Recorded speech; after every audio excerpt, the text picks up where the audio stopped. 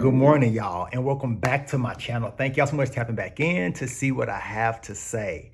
With that being said, what are we talking about? We're talking about Quant Network in this one, okay? You guys, listen. People always want to say, oh, Quant, they're not doing this, or oh, it's old tech, or oh, y'all, Gilbert has been at so many things lately, it's been crazy. And we have something else that's coming up in just a couple weeks, Innovate Finance, another huge financial processing seminar that's taking place.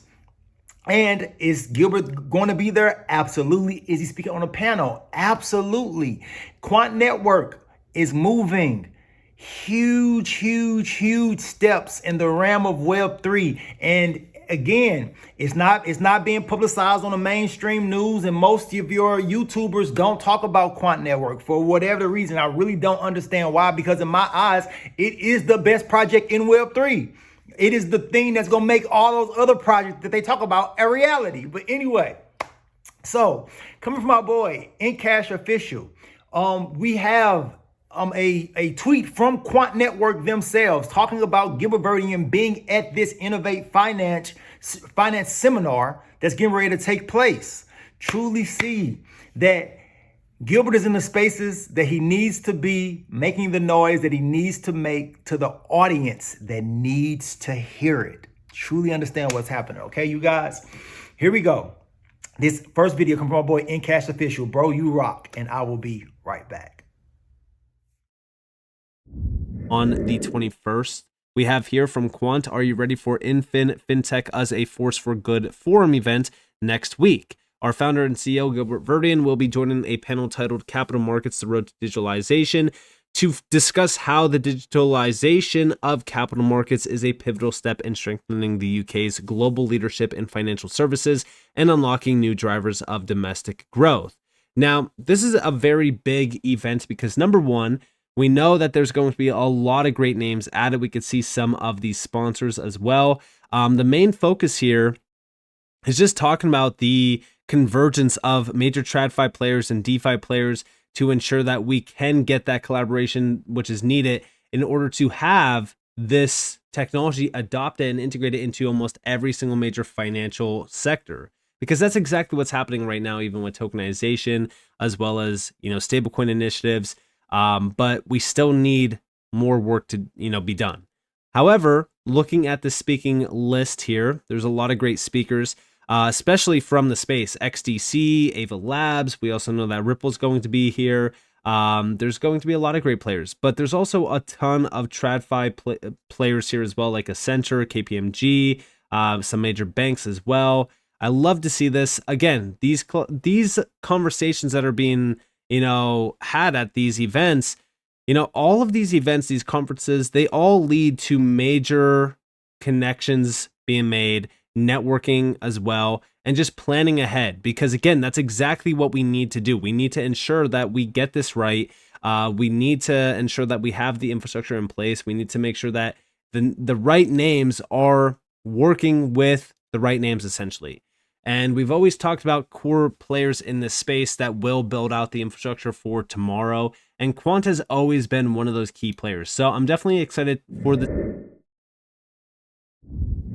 Now, you guys just saw that.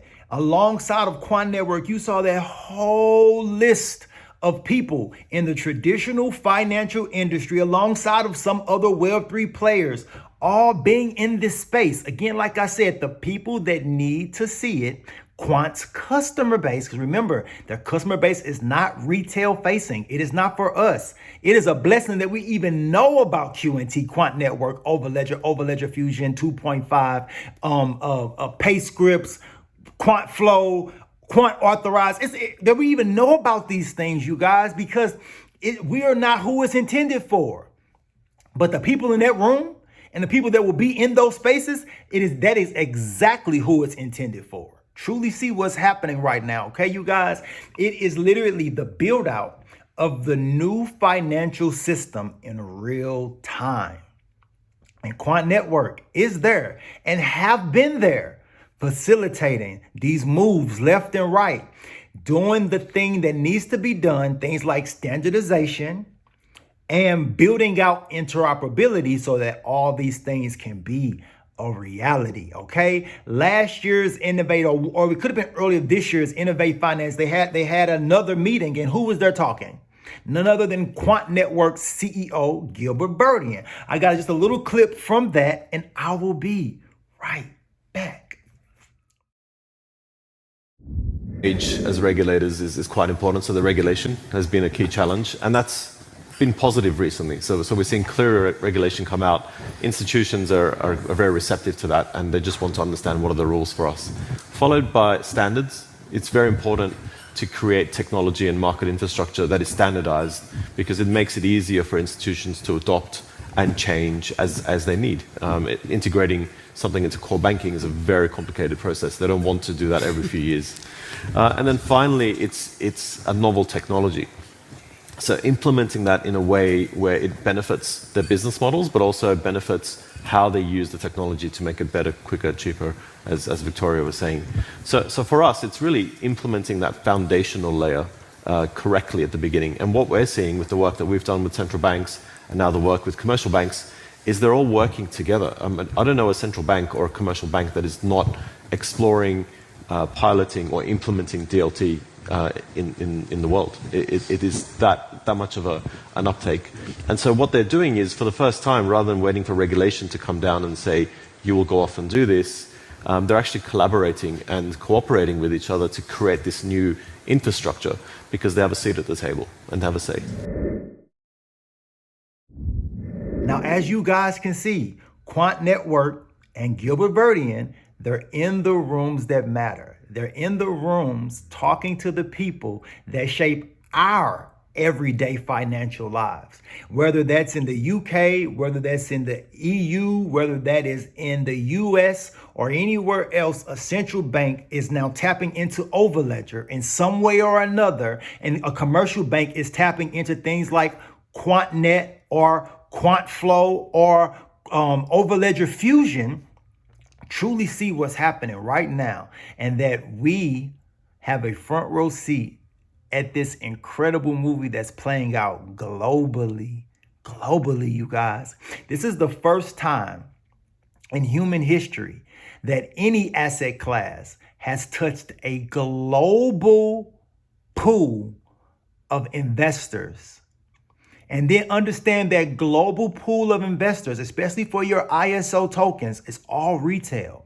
So which means what's coming in behind us are the institutions. And what does that mean for the coming behind? That means that's going to take the asset up in value as the utilization and the deployment of the institutions come into this sector. Now, somebody was in my comments in regards to QUANT Network, and they said something along the lines of, I really try not to harp on the negative, but they said something along the lines of, they won't be using QNT, and everything with Overledger is in fiat.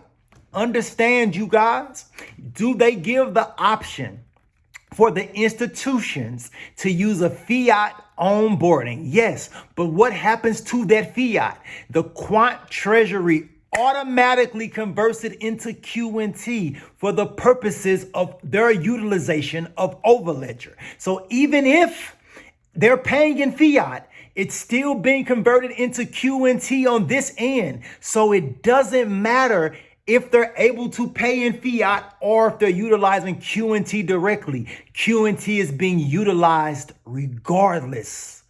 Follow me. This is the opportunity of a lifetime.